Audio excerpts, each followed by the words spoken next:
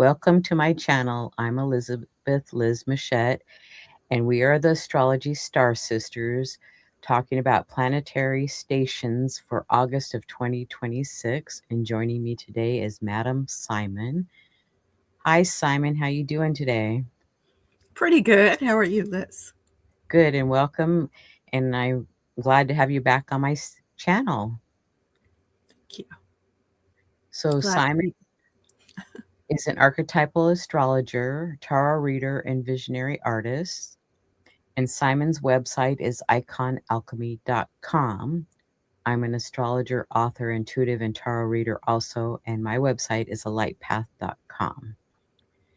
So we're talking about planets stationing retrograde or direct, and this month of August, we just have 3 points in the sky stationing retrograde. On the 3rd, we have Chiron stationing retrograde in Taurus, and on the 14th, Pallas Athena stations retrograde in Aries, and on the 25th, Vesta stations retrograde in Aries. And Pallas Athena and Vesta are asteroids. Would you like to add anything? No. So we're going to start with Chiron first, because Chiron went retrograde a couple of days ago on August 3rd and will be retrograde until January 6th of 2027. So Chiron is best known as the wounded healer. The archetype is teacher, healer, shaman, tutor, guru, guide, foster parent, associated with alternative therapies and holistic medicine, helps us to face and embrace personal wounds, transforming pain, fear, and suffering into healing, growth, and power. And Simon, can you do the rest? Sure. So Chiron relates to sharing what we have learned about our own struggles in order to help others to persevere and heal. When we refer to Chiron as the wounded healer, often people are referring to the second wound, but there are 2 major wounds that we see with Chiron. The first being that he was rejected by both parents. He is a centaur, and his mother rejected him due to his appearance, and his father rejected him because he was the product of an affair. And then the second wound, the one that is more well known, is that he was wounded by a poisoned arrow, which was dipped in the blood of the Hydra. And he retreated to a cave to heal himself and couldn't. He remained in pain and could not die because of his immortality, and wound up effectively offering to trade places with Prometheus, who had been condemned to have an eagle come and tear at his liver every day. And Chiron offered to trade places with him. And the impression I get is that he did not end up having his liver torn by an eagle like Prometheus. He wound up being put in the sky instead.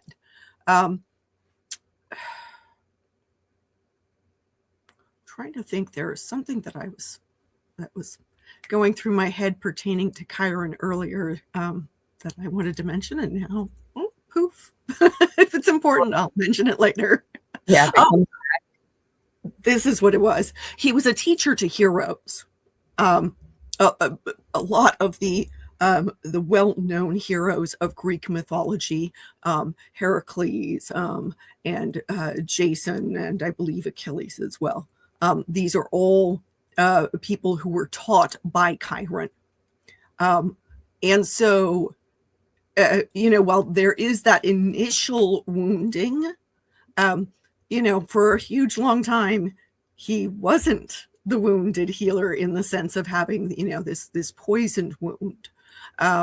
He was somebody who knew astrology and pharmacopoeia, medicine and herbs, and was a mentor to people.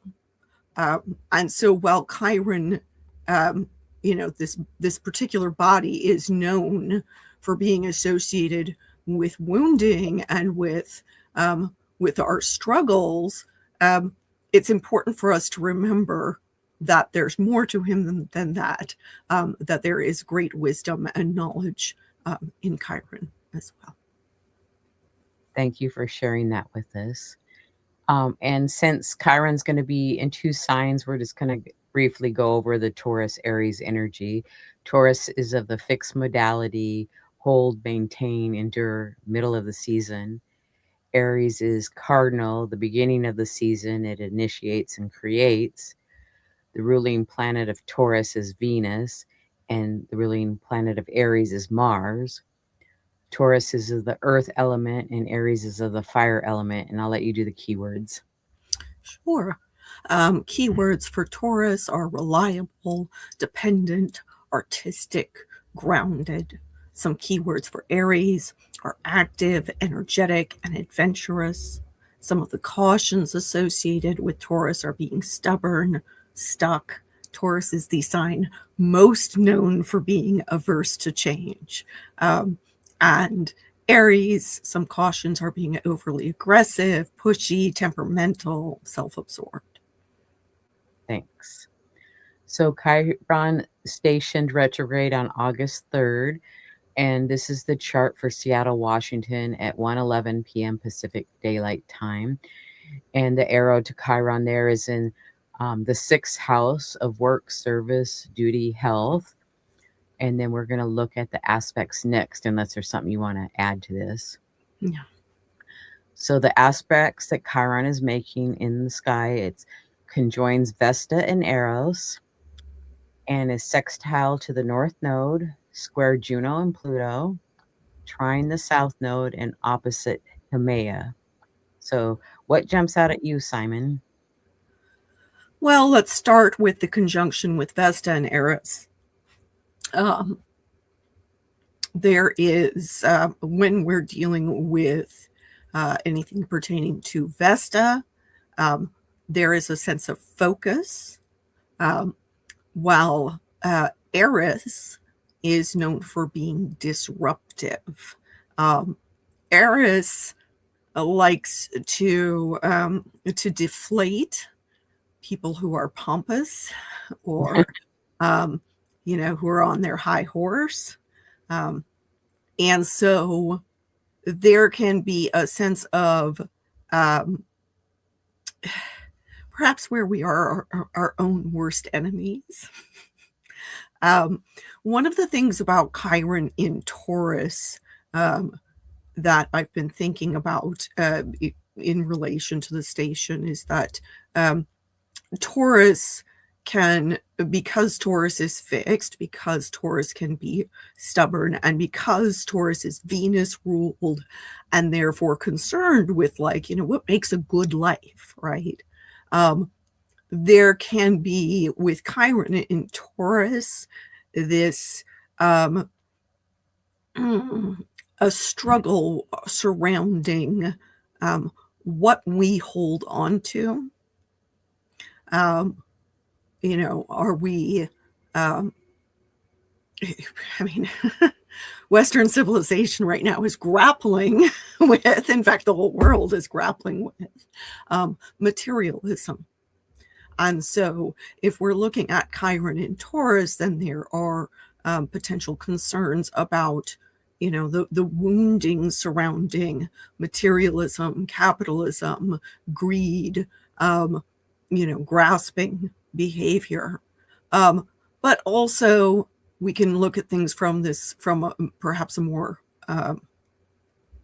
psychological standpoint as opposed to a material standpoint. What is it that makes us feel safe and secure? And where are we then with Chiron feeling like maybe we're not so safe and secure? Or that, we want to have some sense of stability, but perhaps we overdo it. And so with Chiron's station and this whole retrograde period that it extends into the end of the year, we are being encouraged to consider, maybe where do we overcompensate because we feel scared, Okay. Maybe we're feeling like we don't have the material security that we want. But then we end up overcompensating. We end up overdoing it, trying to get that sense of security and stability.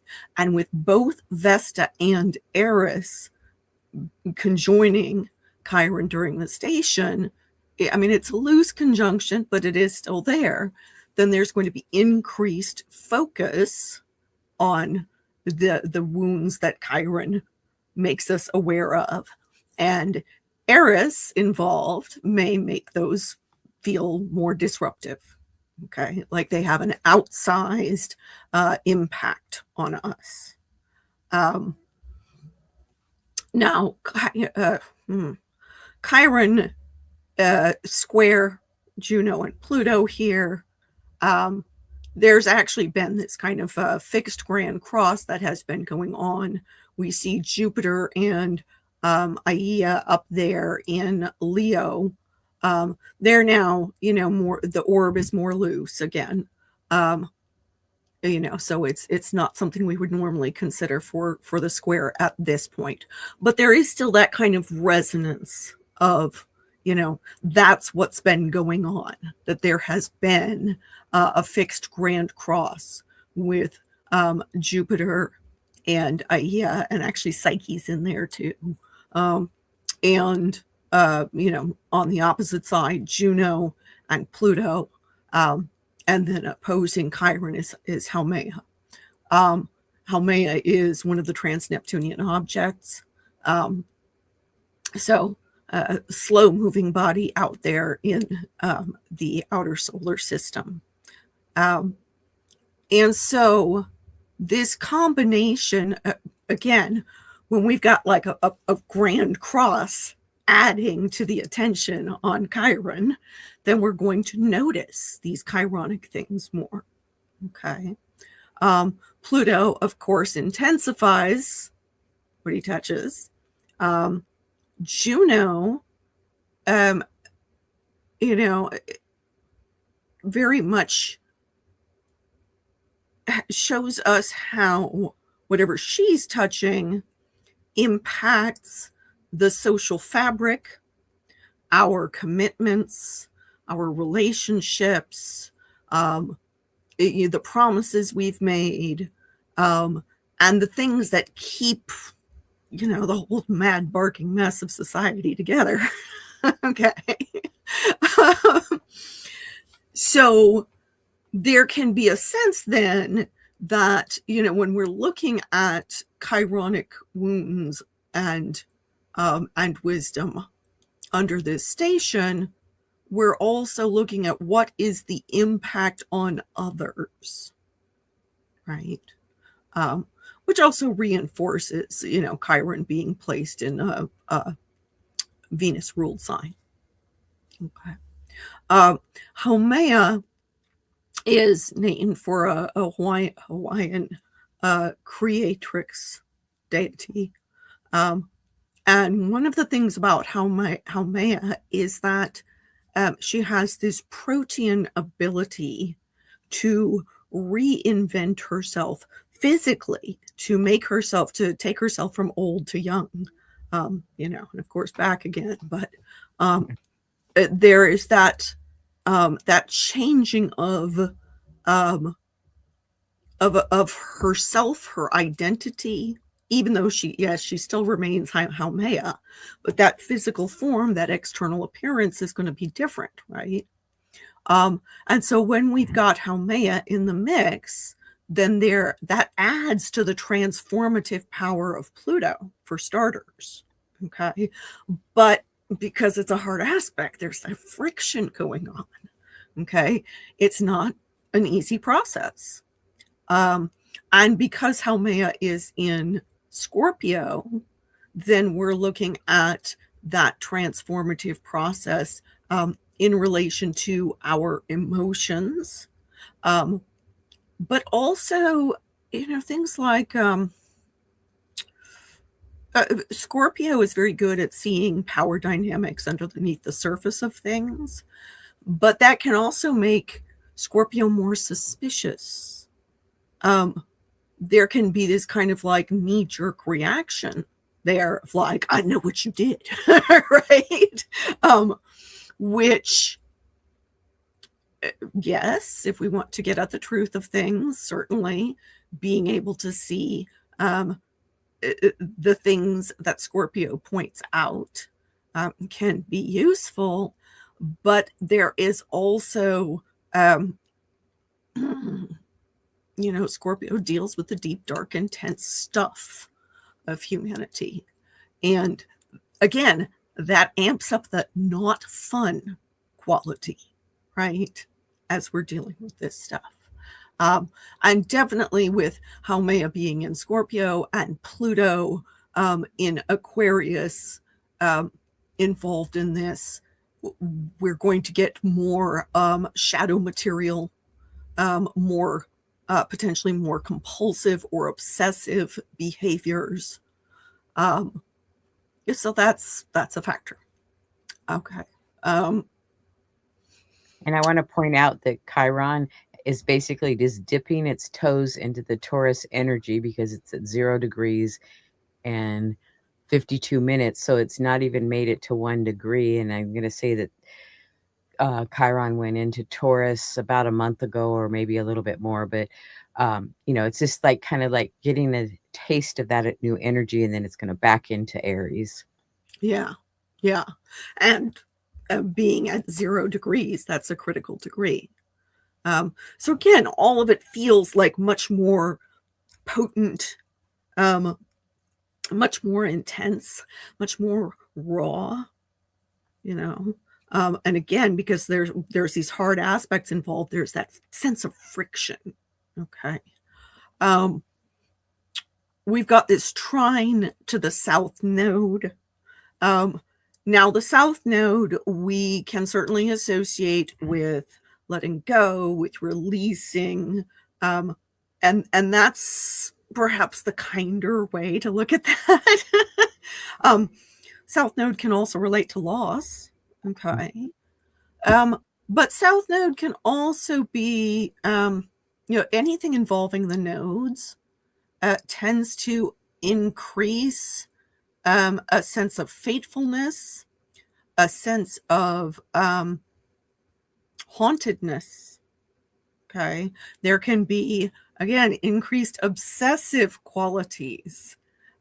So we get lots and lots of obsession involved in this. We're getting a repeating theme of, what do we obsess about when it comes to our material security, our sense of safety, and what we are and are not willing to let go of. Where do we feel that we are experiencing losses where we may not actually be having such a significant loss, but it feels like a big one? Or also there's that sense of, I want to let go of something and I'm struggling to do it. That's also a potential manifestation here.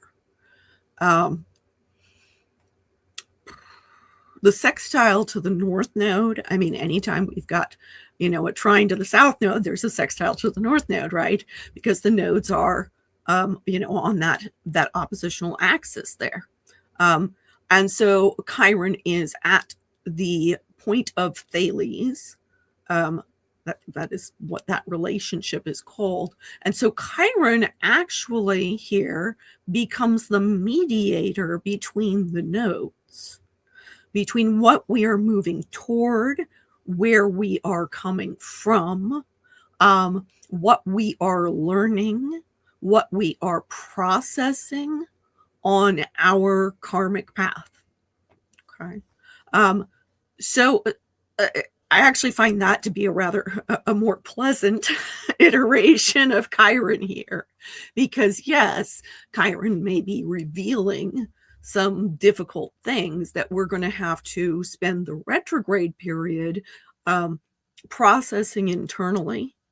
Retrogrades tend to take things into that more introspective, retrospective way of looking at things. What have I done in the past that is resonating with this? What is this path that I have been on, and does it actually fit my values, since we're looking at Taurus? What it is that I desire and what makes me comfortable. Taurus tends to be very concerned with comfort. Okay. And so there's this question of like getting out of our comfort zone, right? With Chiron in Taurus. And how will doing that have an impact on our karmic path and what our life lessons are that we are learning? It looks like an opportunity to do some self-healing on our wounds. It doesn't mean that it goes away completely, but just an opportunity to make some progress on that to me. So other aspects, you briefly talked about that fixed grand cross, and it's marked out here for you. Then we have Moon conjunct Saturn, Mercury square Pallas Athena, Venus square Mars, and Juno quincunx the South Node. So what jumps out at you? Well, first, with the Moon conjoining Saturn, the Moon conjunct Saturn, it can, there's a couple of different ways that can show up for us. Sometimes it shows up as we become more stern and serious, right? Sometimes it can be, I'm putting my feelings on the back burner so I can tend to my responsibilities. Sometimes we can see callousness that can show up with that combination. Especially in Aries. Aries is not known for a lack of passion, but but Aries is, concerned with executive function, the ability to get things done, right? And it tends to be swift and decisive. And therefore, when we're looking at Saturn is considered to be in his fall in Aries, because Saturn is not known for being hasty, and Aries is very hasty. And so I can see that there can be this, somebody says or does something that is kind of this offhanded thing. They might not be thinking about it too much. They're too busy trying to get to the point that they're going to, right? And in the process, other folks get their feelings hurt, or get their, or receive genuine damage. I mean, literally, when you've got, like, say, I keep thinking of, Seattle's got all these like scooters and stuff. And if you're walking along and somebody's coming zipping by on that scooter and they're not paying attention, you're not paying attention, you could get yourself bowled over. Right? Okay. Exactly. Yeah. And since it's the moon, that of course adds to concerns about our bodily well-being. Okay. Our physical sense of comfort. The moon is a significator for the body in medical astrology, right? But also, yes, what are our core feelings? What are our instincts about something? And when the moon conjoins Saturn, there can be a blunting of the lunar function. And so we may have trouble sussing out our instincts in relation to this station, right? Okay. Mercury square Pallas. Pallas, of course, relates very much to strategic thinking and planning. When Mercury squares Pallas, a square is not automatically a bad thing. It can be stimulating. So it can stimulate us to do lots of planning, but it could also stimulate us to do a bunch of overthinking. Okay. And with Mercury, still in Cancer, and at this time still in the shadow of Mercury's recent retrograde. I'm inclined to see that as there's a strong potential there for us to, again, kind of get in our own way when it comes to our thinking or speaking, which then says, as we're revisiting the chironic wounds over time, our perspective may change as we've gotten out of that, once we've gotten out of that Mercury retrograde shadow, and moved away from, these immediate aspects that we're seeing here. Venus square Mars, since Venus is the ruler of Taurus, right? That's going to have an impact. And Venus is also, like Saturn, in the sign of her fall. So she is poorly resourced to do Venusian things. She is, at this point in time, concerned with details, which Virgo tends to be concerned with. And since Virgo's ruler Mercury is in that square with Pallas, again, I feel like there can be this overthinking, maybe some anxiety that we can see there, some OCD tendencies for people who have that. People who have any of those kinds of struggles, people with ADHD, okay, might have experienced some triggering with this station. Okay. In that Mercury square Pallas Athena, it's like, maybe don't share what you're planning yet, because maybe you would be sharing it too soon and somebody steal your idea, as an example. Right. Or maybe your idea is half baked and it still needs to get worked out a bit before you share it. And since Mars is within this Venus Mars square is ruled by that Mercury that's squaring off against Pallas, who is in Mars's sign, right? It's like there's more of that friction. Juno quincunx the South Node. I find that very interesting because, I've talked about Juno relating to our oaths, our commitments. That's something that Diana Rose Harper has talked about a fair amount. Is Juno being related to our oaths, to our promises, and and I've talked about my sense that Juno is very much related to what keeps the social fabric together. Quincunx the South Node, I feel like there is that sense of again that hauntedness that can come with the South Node. But there, because it's that quincunx. A quincunx is an aspect where the planets or points that are involved don't seem to have anything in common, and yet they have a relationship that they can't escape that relationship, and they're constantly having to try to they're trying to balance. It's like on a seesaw, right? And so when we look at the South Node as potentially relating to, where we have been, but also what we are maybe moving on from, and Juno, in Aquarius, which is a sign that, among other things, is concerned with its forward thinking, but it's also concerned with kind of this search for utopia. Okay. And so it's like there's this sense of like, okay, where have we been? It's not necessarily where we want to return, right? This isn't nostalgia. It's not the same thing, right? But at the same time, as we're trying to figure out where are we going, what are we moving toward?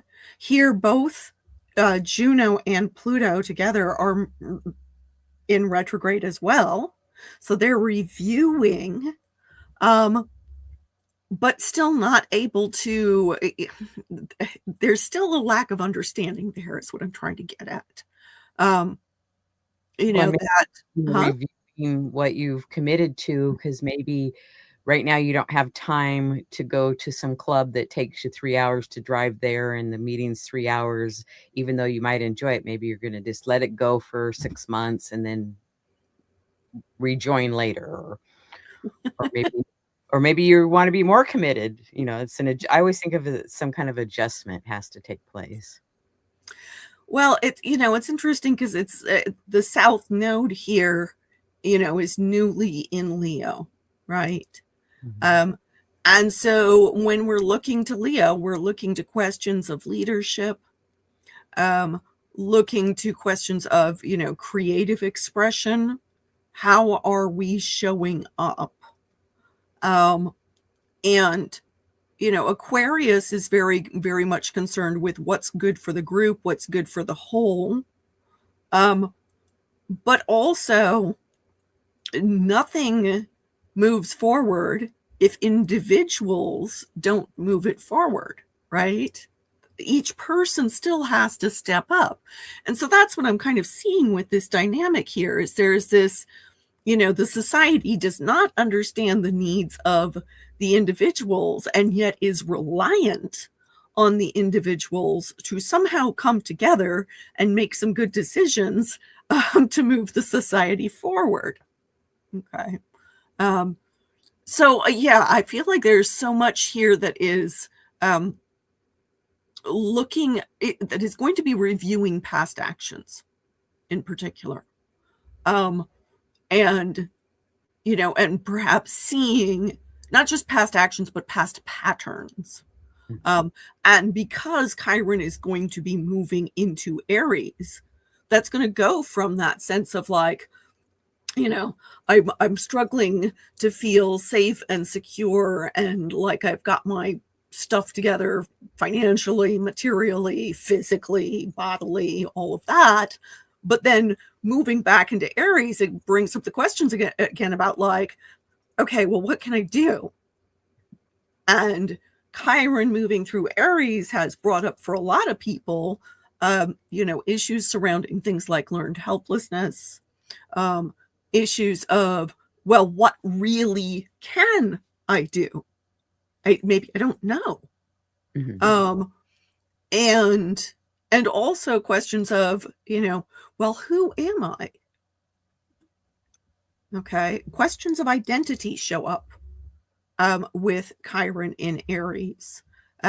We've had, in particular, there's been those themes of toxic masculinity that have shown up with Chiron and Aries.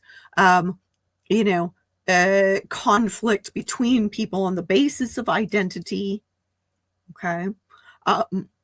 And if we're looking at this kind of transition from, Taurus back to Aries, well, Aries to Taurus is, who am I, right? And then what do I value? What are my values? And those two go together, really. At our core, we're going to be defined by what are our values, what's important to us. It's not just enough to stand up and like, have a spotlight on us for a moment. It's okay. Well, what are you standing for? Right. So.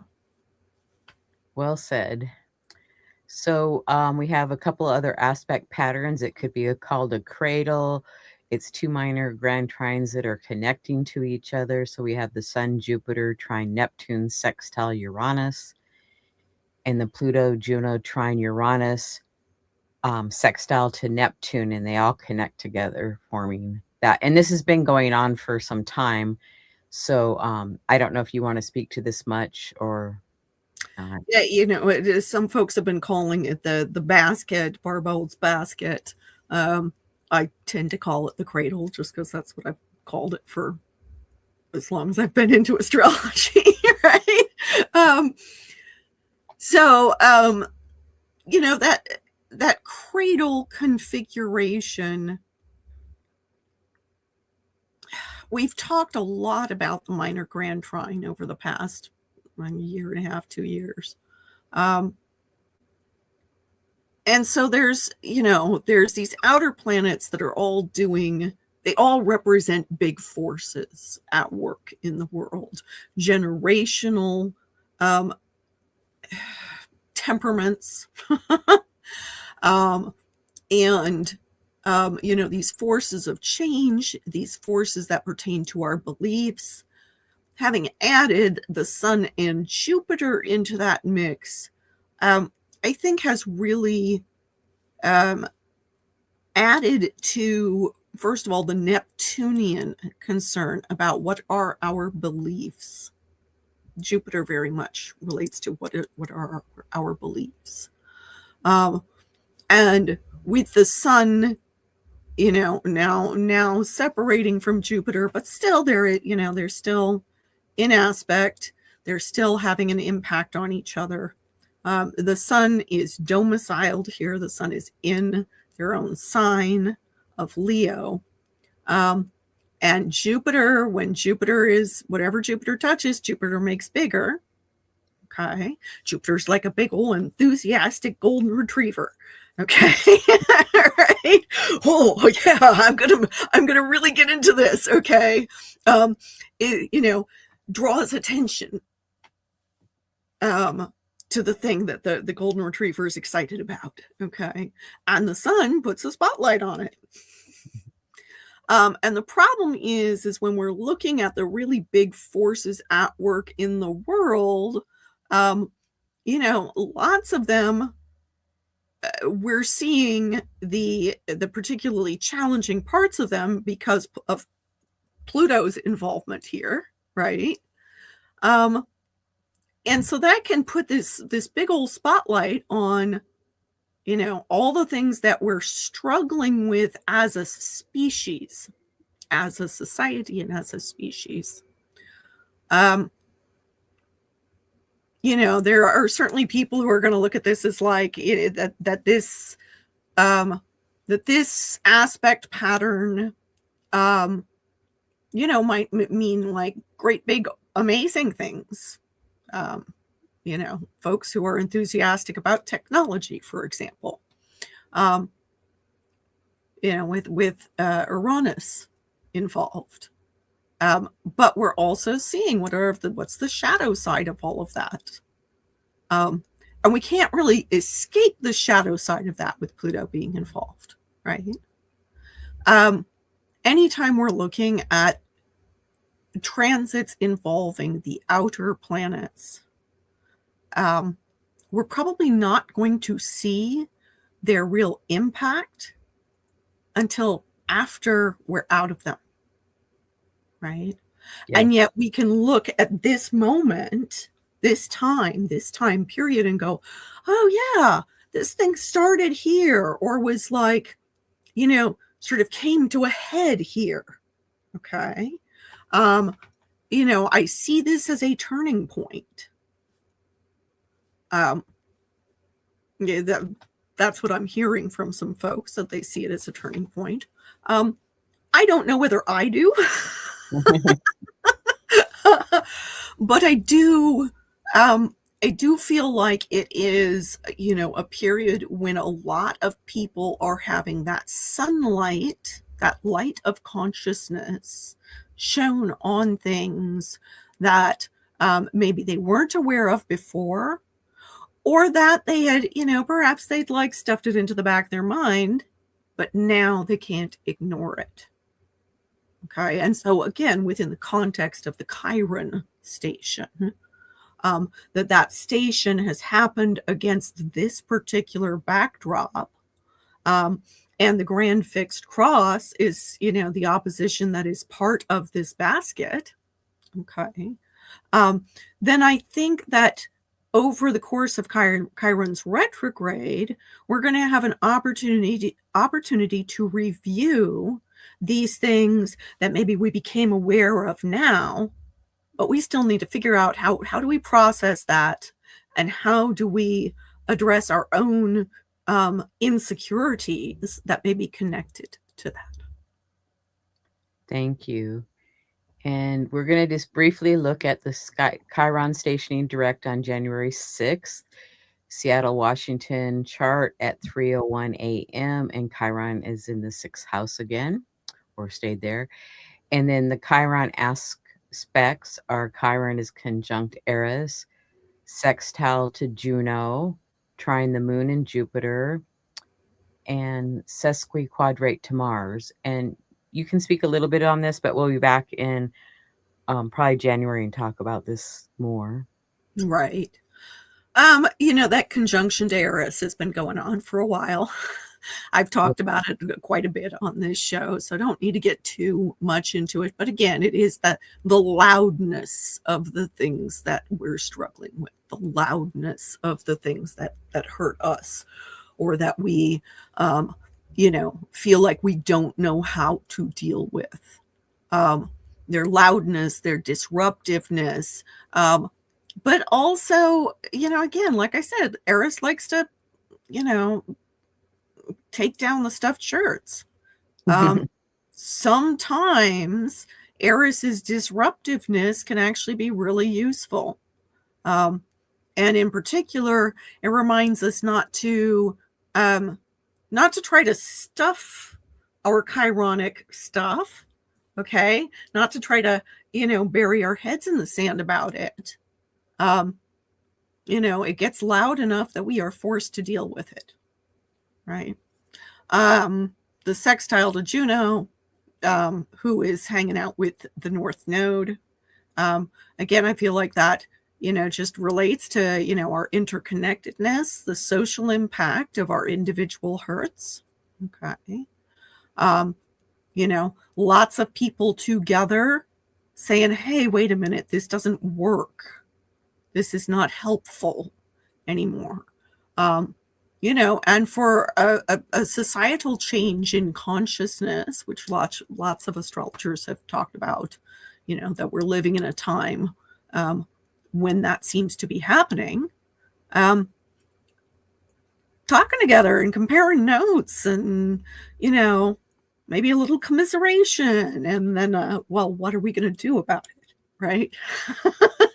Those all relate to that Chiron Juno sextile.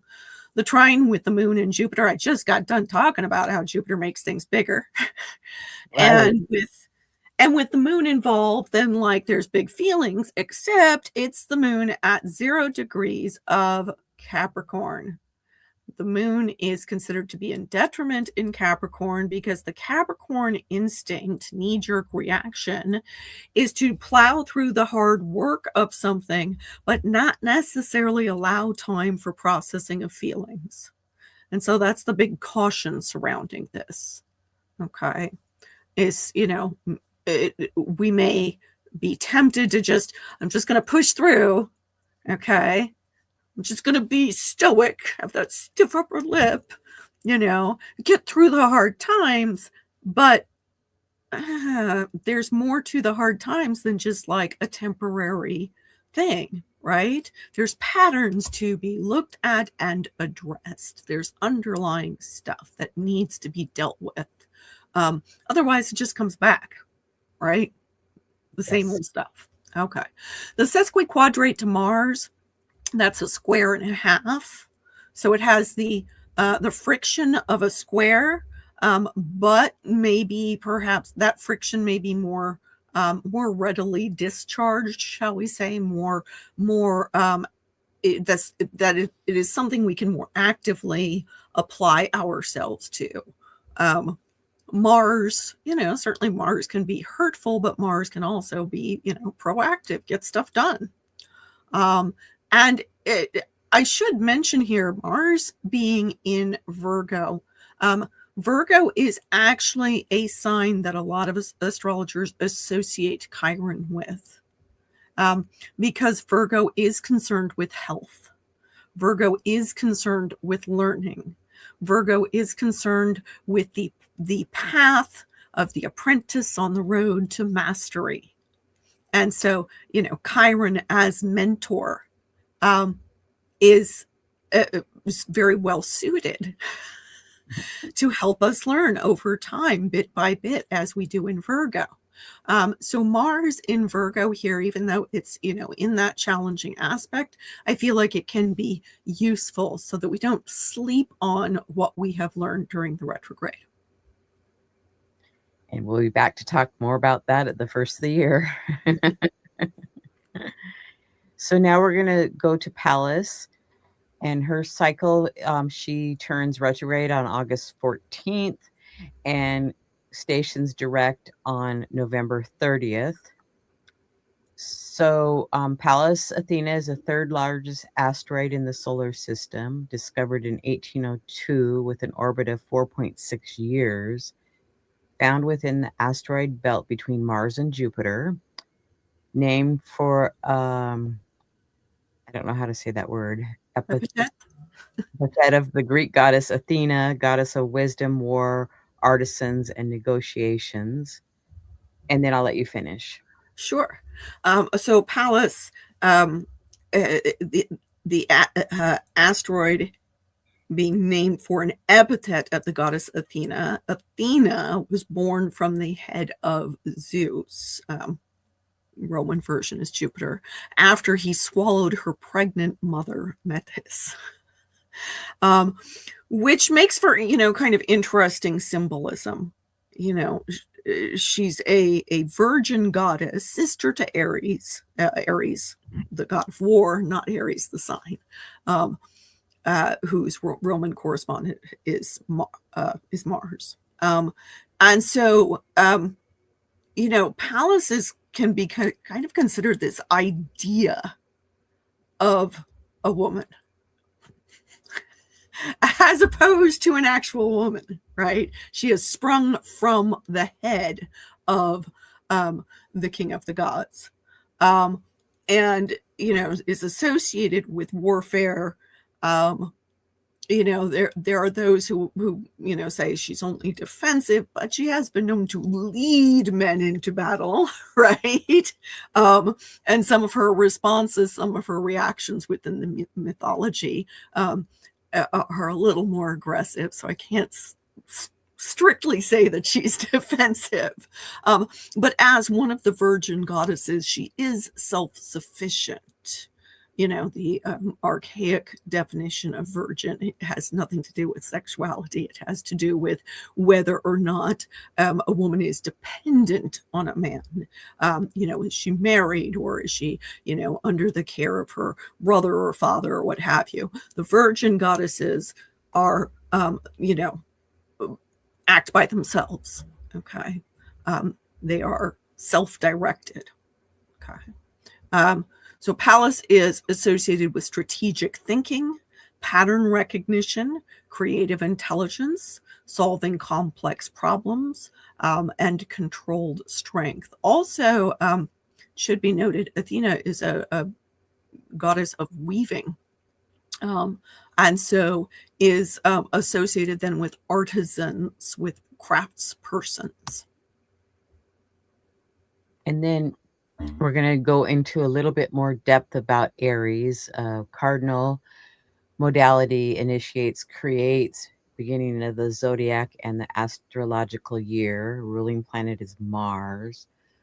Element of fire, energy, will, determination, desire, passion, excitement, adventure, inspiration, speed. And then the mantra is I am. And Simon, will you finish? Sure. Some keywords for Aries: identity, individuality, independence, initiative, pioneering, brave, courageous, charismatic, active, athletic, competitive, executive, pedal to the metal. Some of the cautions are being aggressive, temperamental, controlling, impulsive, and foolhardy. Hastiness, I would also add. Thank you. So Pallas Athena stations retrograde on August 14th at 2:41 a.m. in Seattle, and Pallas is in the 11th house. And then the aspects to Pallas conjoins Eris and Vesta, trine Sun and South Node, and trine the natural black moon Lilith. So go ahead, Simon. Okay, so the conjunction with Eris and Vesta. Again, I've talked about Eris as disruptor. It should be noted Eris also is contributes to the ability to speak up for the marginalized. So activism, we can see related to Eris. Vesta is going to show us what we are focused on, but also what we hold sacred, what is of significant enough importance to us that we are willing to be disruptive, that we are willing to be strategic, that we're willing to go to war or, fight a big fight about. Okay. Now, Pallas is not going to want to be the aggressor per se, but in Aries may come across as aggressive because that is the nature of Aries. Okay.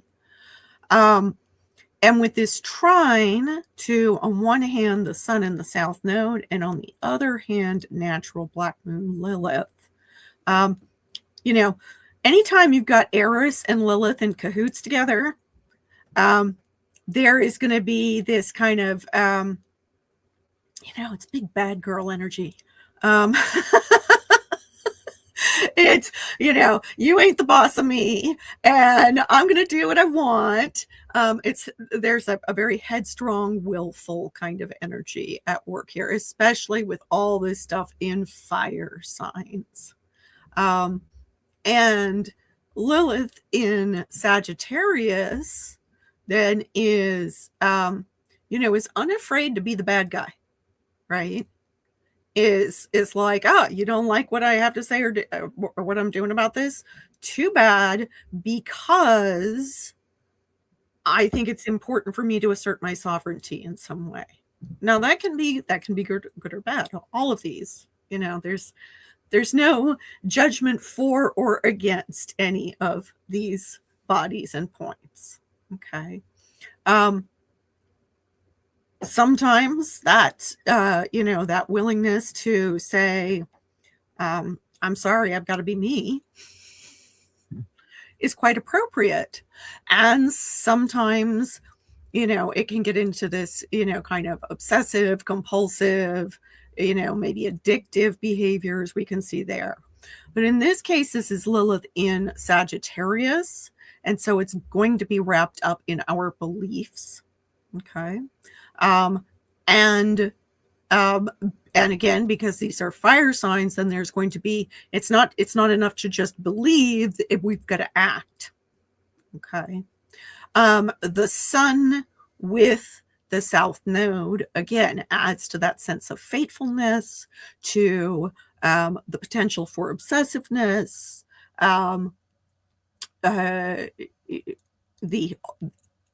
that haunted quality that we can see with the south node can show up here.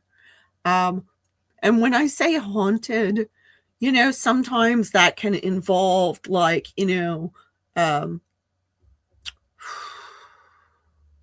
the things that we just can't get off of our minds. Sometimes it can be our regrets can be tied up in that.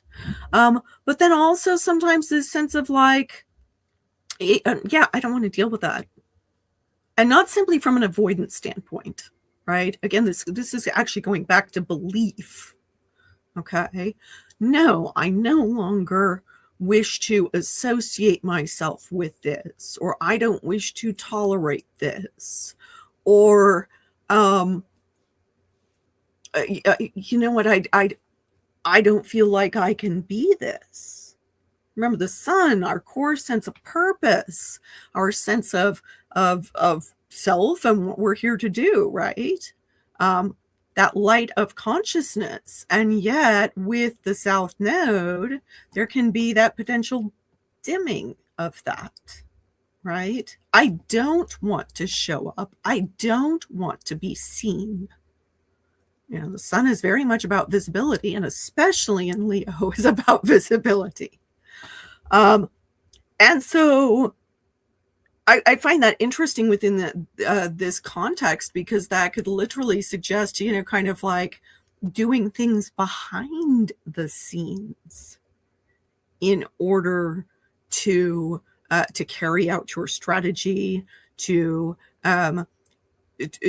assert your beliefs, to fight for what you believe, to advocate on behalf of others. Okay.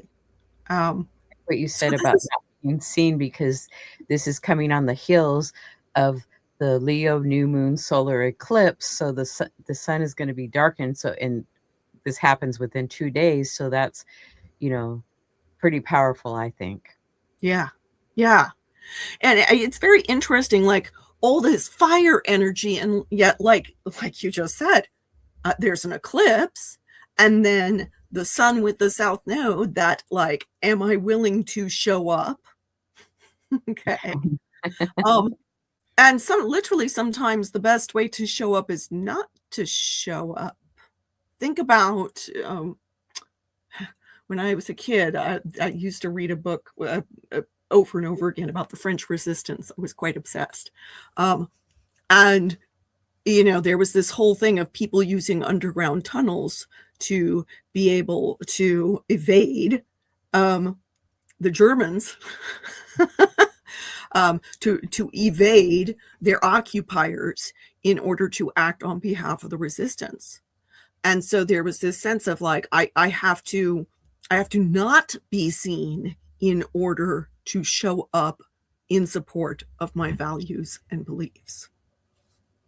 So Very good. That's nice. yeah. Okay, so we have a grand air trine with Venus trine Uranus and Pluto.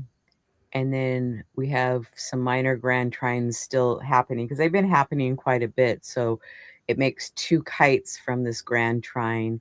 And then the one that doesn't really connect in is the one that I did in pink with the North Node trine Ceres, Mars, and sextile Vesta. So go ahead. Right. So, you know, this pair of overlapping kites I refer to as an envelope. But yeah, we've got this big old configuration that's going on. You know, again, lots of things in fire and air signs, right? We got lots of yang energy going on. Which is, you know, it's always interesting when we're looking at like a station retrograde, because the retrogrades kind of, you know, pull the energy back into us, and yet there's so much of this extra stuff going on, a very active, volatile kind of energy going on outside, right? You know, the minor grand trine that is not part of that configuration with Mars and Ceres and the North Node, and Vesta. I feel like, you know, first of all, that Mars is the ruler of Aries, and so all of those planets in Aries are answering to Mars, and Mars is here again at the point of Thales to the lunar nodes, to that, the opposition of the nodes. Okay. And so our actions are going to be the mediator for our fate, for our karma. And Mars here is in Cancer. It's considered to be the sign of Mars's fall, with Ceres. Ceres can relate to how do we nurture and nourish ourselves and others, but also can relate to loss and grief, okay? And how do we process those kinds of challenging feelings? And of course, in Cancer, Cancer's all about the feelings, right? So, you know, one of the things that I've talked about with other watery Mars people. Hi, I have a watery Mars sign. I know you do too. So when we're looking at Mars in a water sign, our actions are tied to our feelings. And if we can't muster enough feeling to go in the direction that, our brain is telling us we must act, we're not going to get it done. Okay? We have to get our feelings on board with whatever it is we are telling ourselves to do, or whatever it is that North Node is suggesting we do. Okay. One of the things about, the North Node can feel that territory can feel a little scary because it's something new. It's what we're headed toward. We haven't been there yet. We don't really know what it's like. And so, when you combine that with that watery Mars, that's an interesting one, because that Mars could get kind of mulish about, I don't want to go there.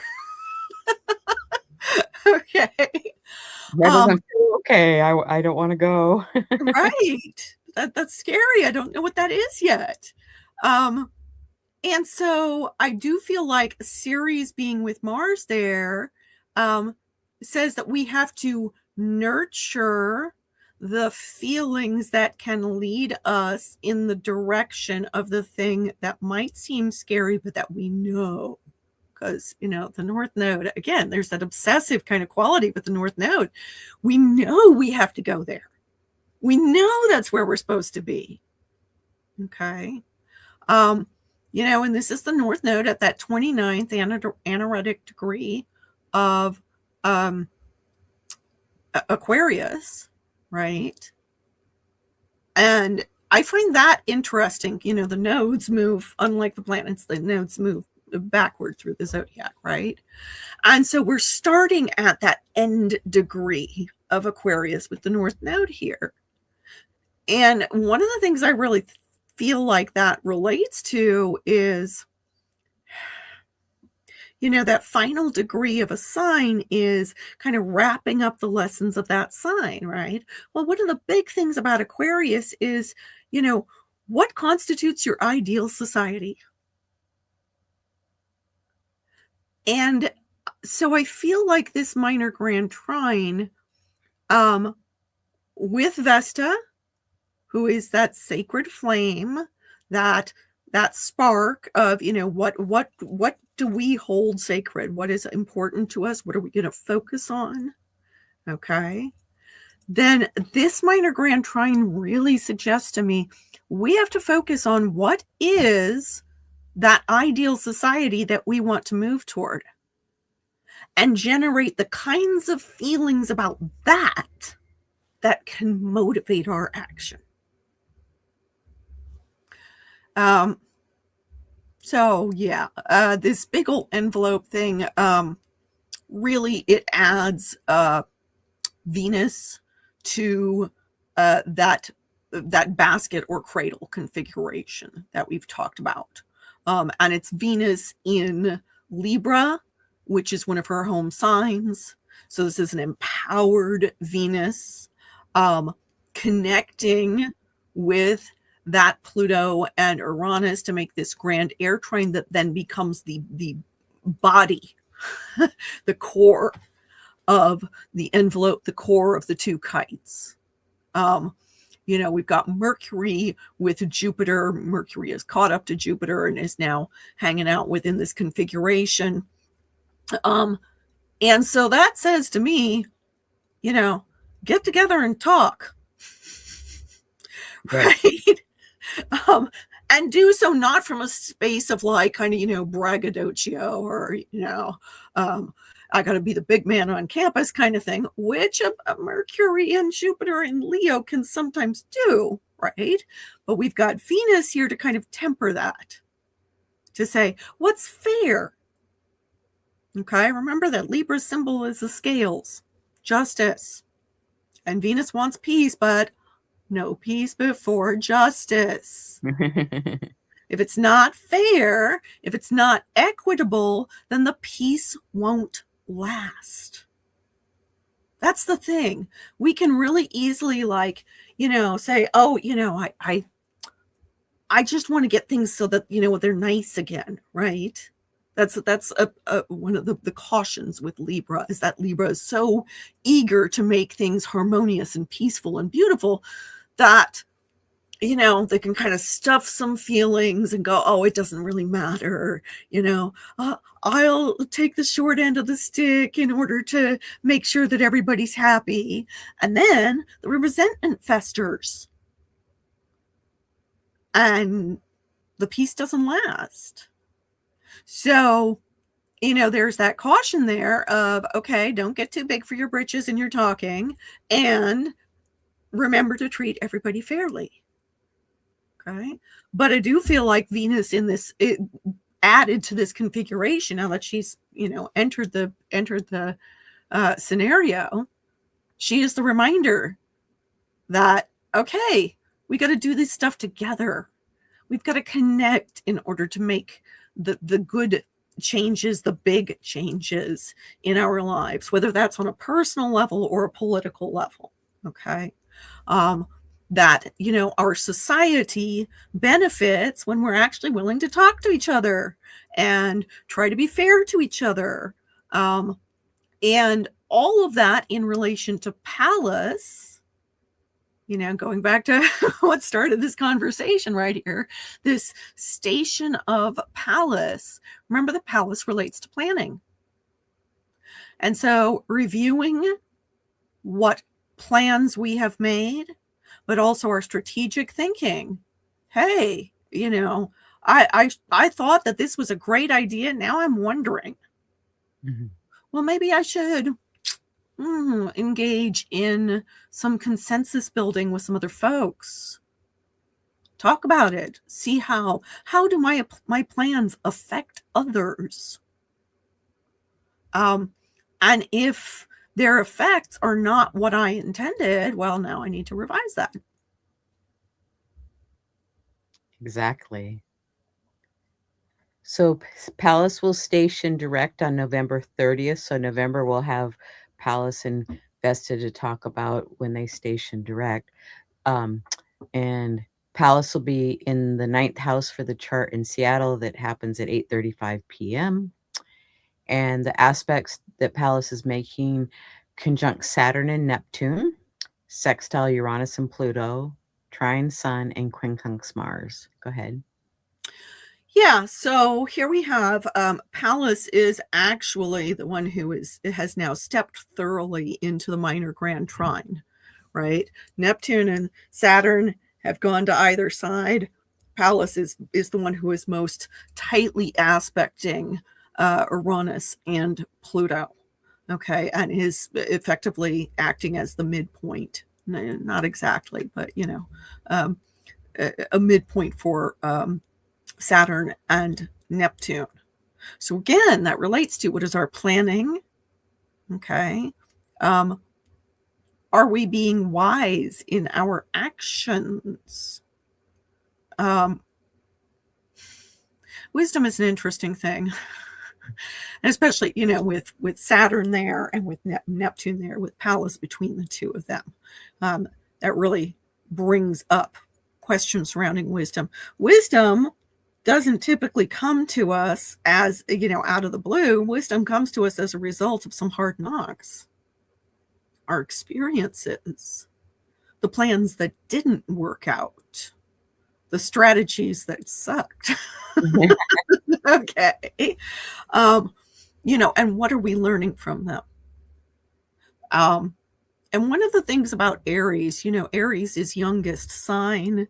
So, it tends to kind of rush into things. It can be very eager, a little excitable, right? Wants to go on the big grand adventure.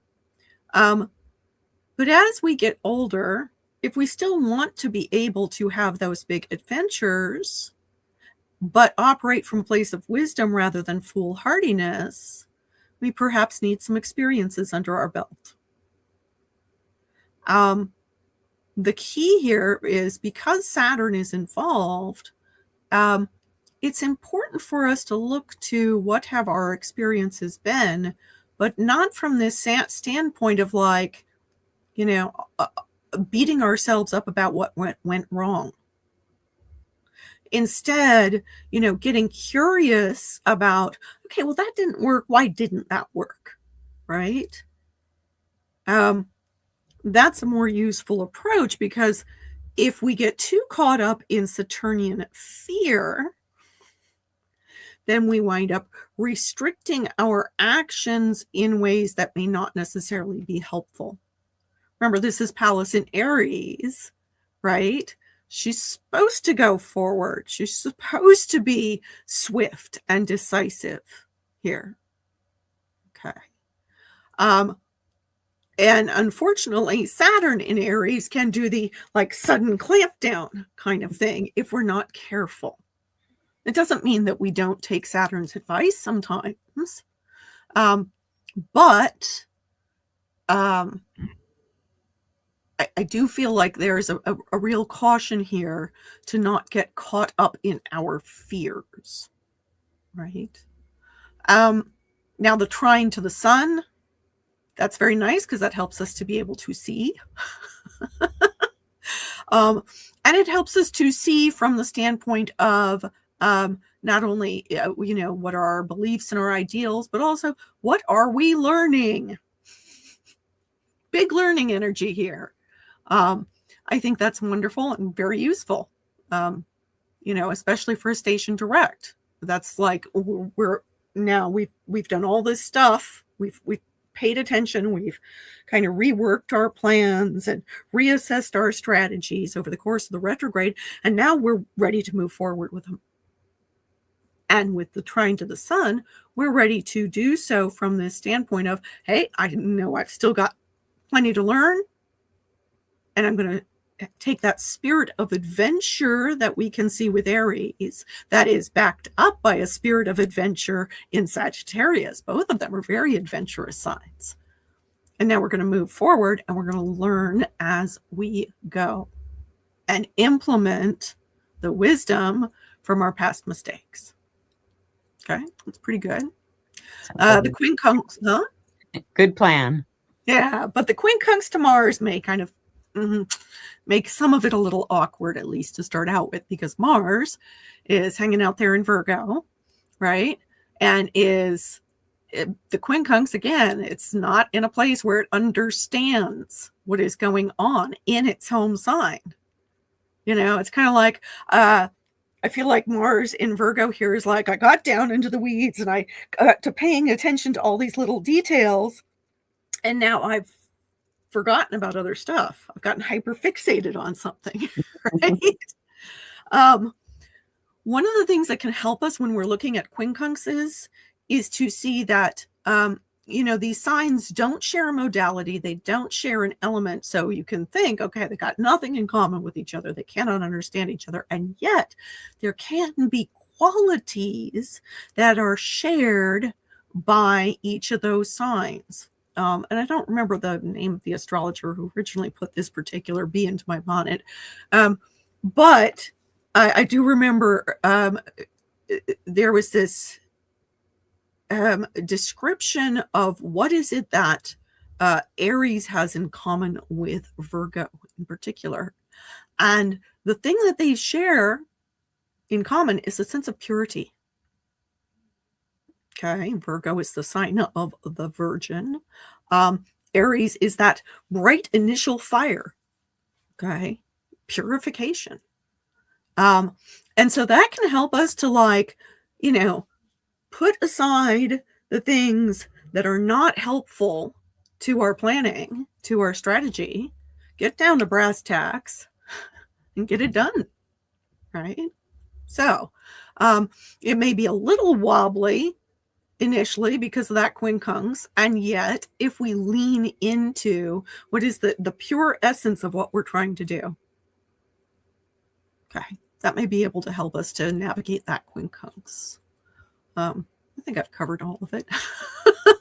Back in November to talk more about it. So we're going to move on to Vesta retrograde, August 25th through November 28th. And Vesta is the fourth largest asteroid in the solar system, discovered in 1849 with an orbit of 5.57 years. found within the asteroid belt between Mars and Jupiter, named for the Roman goddess of hearth and home, virgin goddess that's self-sufficient, associated with focus, purity, the sacred flame, dedication, commitment, purpose, and soul's calling. Would you like to add anything? No, I think that's pretty good for now. Okay, and then station's retrograde on August 25th, and Vesta's in the 7th house for the chart in Seattle at 2:41 a.m. And the aspects that Vesta is making, it's conjunct Chiron, Pallas, and Eris, sextile the North Node, square Juno and Pluto, and trine Sun, Mercury, and South Node. Go ahead. Okay, so we're back to this whole bundle of Chiron, Pallas, and Eris now, with Vesta in the mix. Okay, and so again, we're looking at where is our focus. What direction are we oriented toward? What is so Vesta, of course, is famous for the Vestal Virgins of Rome who tended her temple. There was a sacred flame there, a fire that was not to be allowed to go out. As goddess of hearth and home, certainly, you don't want the home fires to go out.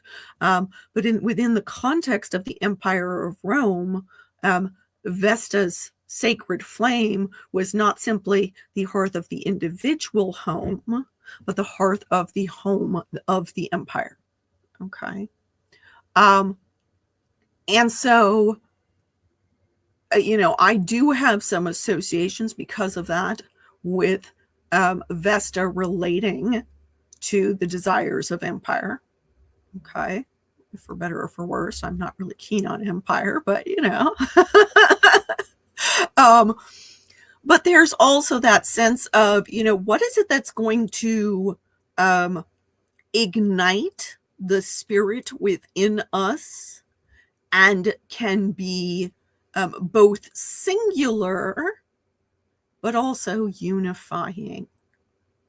Okay. So on one hand, it can be something that's really important to an individual, but also we can see Vesta with okay, well, what is it that a whole bunch of people are going to gather around? Okay. What's going to draw them in to say, yes, this is of importance to us. We are going to focus on this. We're going to tend to this. We're going to make sure that fire doesn't go out. Okay. There's that sense of commitment with Vesta. Okay. What is your higher calling is something that we can see with Vesta. Okay. And when conjoining with Chiron, let's bring us back full circle to where we started, right? Because Chiron, can show us where we're wounded, but also shows us what is this process of healing work that we need to engage in. Now, combine that with the hearth of the empire.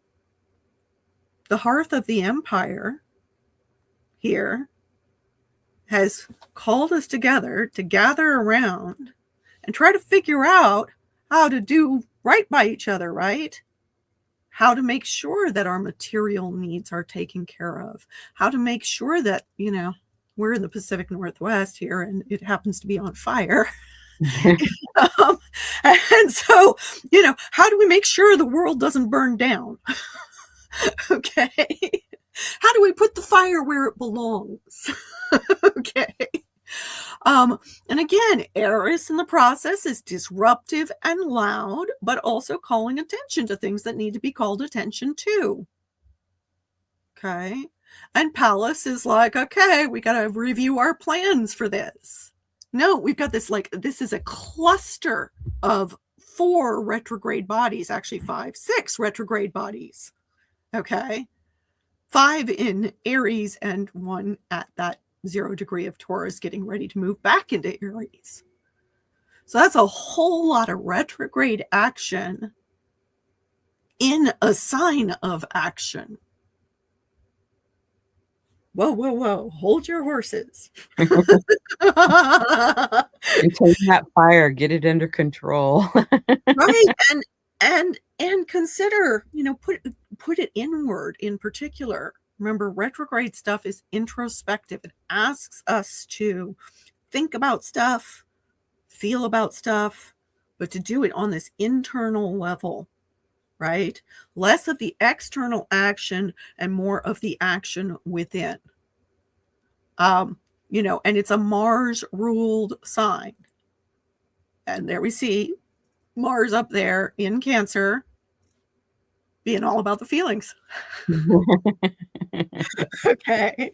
Our actions needing to be directed from, what is it that we feel?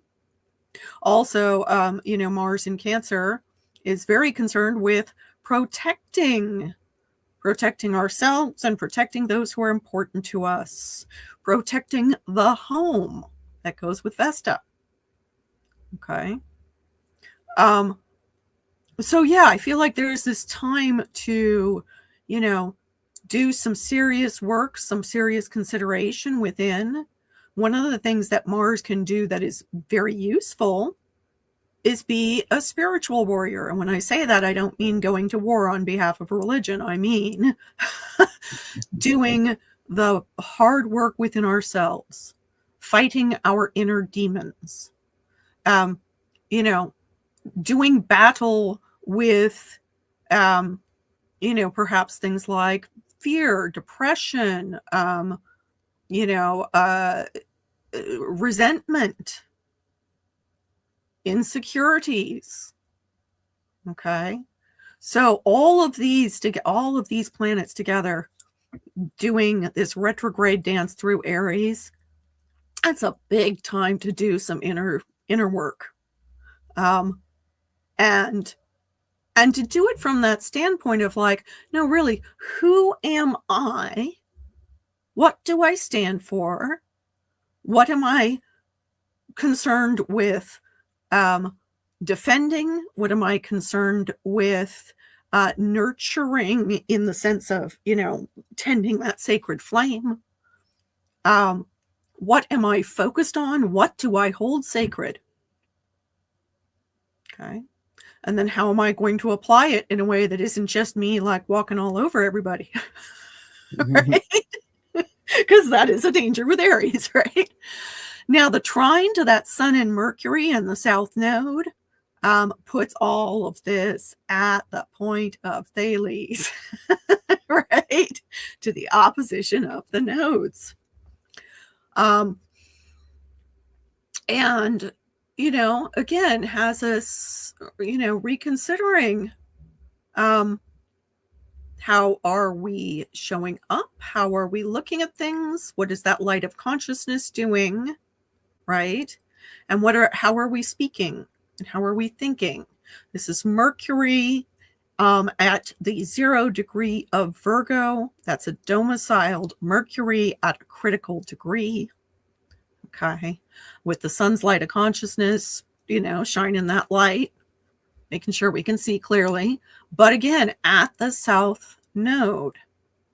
And so again, that says to me, there is a potential to need to kind of go under the surface of things to, in order for me to identify who I am and what matters to me and how I'm going to speak about it, how I'm going to think about it, how I'm going to show up, I need to do some kind of, well, in the case of Virgo, some chop wood, carry water behind the scenes.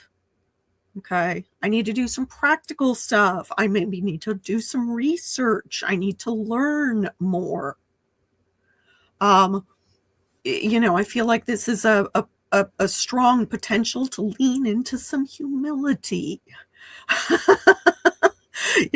especially after the big, bold Leo season, right? Moving into Virgo season at this time. You combine all of that with this square to Pluto and Juno. Yeah. What that says to me is that we may, as individuals, be bumping up against systemic problems that complicate our ability to do this inner work for ourselves, and to really figure out how are we going to show up, how are we going to step up, how are we going to act when all of these go direct. Again, a square can be stimulating, not just making things impossible, but since it's Pluto, it does make things complicated, and can intensify our experience. Now it's Pluto retrograde, so a lot of that's going to be internal. What that says to me very much is be careful how much you beat yourself up. Okay, because Pluto squaring off against all that Aries stuff may intensify that feeling of a fight within us. Now, to be sure, some of our inner demons need a good clobbering, right? But, it's important to be mindful that honesty doesn't have to be brutal. Right? That's a good way to put it. Yeah. Aries is actually known for being honest, honest to a fault. Bumping up against that Pluto can be brutal, right? So just watch how we're talking to ourselves and to others. And all that smoke in the air here in the Pacific Northwest is like my eyes are like burning tonight, but yeah, we'll keep going. So we have a minor grand trine that's been going on for seems like a couple of years, but it's been going on for a long time. Pluto, Juno, trine Uranus, and sextile Neptune. And then we have Sun and Mercury conjoining the south node opposite the north node. Go ahead. Yeah. So I've covered a lot of this already. I do feel like that Sun and Mercury conjoining the south node. The south node is in the Sun's home sign of Leo, which the Sun has now left at this point, at the time of that station. And like I said, Mercury's at that critical 0 degree. I kind of feel like,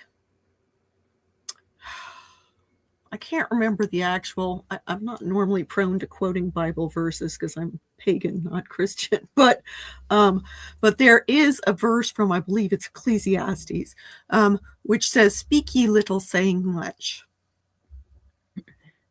And I think that is an appropriate summation of what that combination might be. That Mercury with the south node and with the Sun. We're stepping out of the grand Leonine space, right?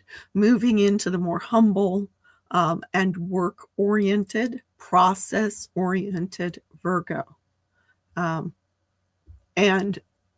it may be appropriate for us to hold our tongues until we know more under those circumstances. Very good. Okay, and then Vesta stations direct on November 28th at 5:28 a.m.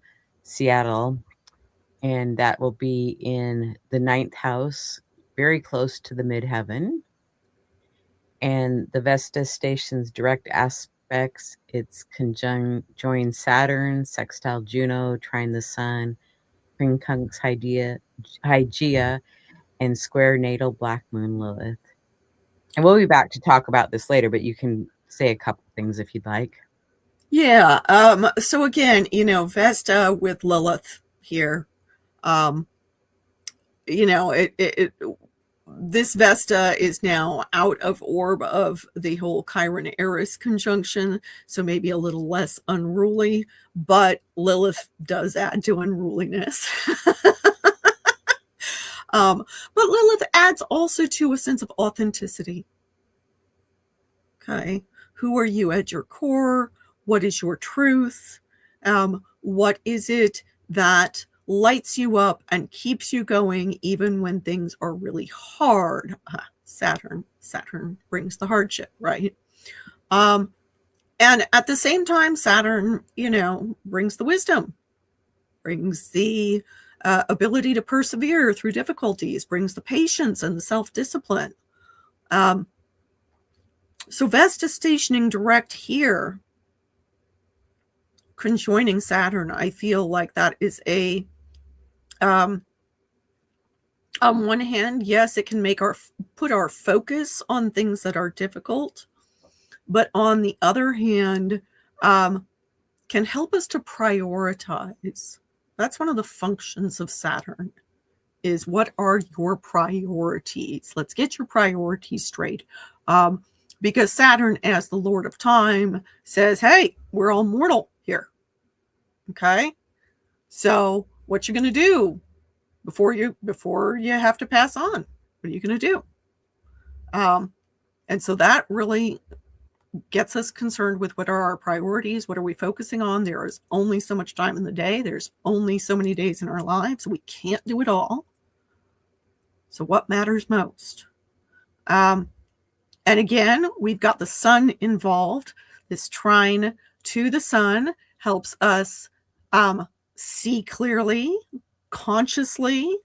And since it's the sun in Sagittarius, there is that sense of that the adventurous spirit of Sagittarius combined with the adventurous spirit of Aries. And the willingness to take action, but also the willingness to learn. Okay. And since this is Vesta stationing direct, then it's an applied action, applied learning, applying what we have been learning as a result of the retrograde. The quincunx to Aia. Aia is associated with health and healing. What is it that helps us to be healthy? Also, what is it that maybe, becomes a stumbling block, right? Whatever place she's at, she's going to show us both. Note that the moon is applying to a conjunction with Aia there. Okay. So our feelings are going to be concerned with whatever health matters, both mental and physical. Okay. Especially in Virgo, then we're looking at the interplay between our mental and our physical health. Okay. Psychosomatic connections. Okay. How is it that, maybe the things that we get anxious about have an impact on our bodies? Okay. With the quincunx then to Vesta, we can go back to what did I say about Virgo and Aries? What they have in common is that sense of purity, right? Purification, stripping away what is extraneous. Yes, getting down to fine-tuning details in the case of Virgo, right? But also, again, like I said before, getting down to brass tacks, what matters.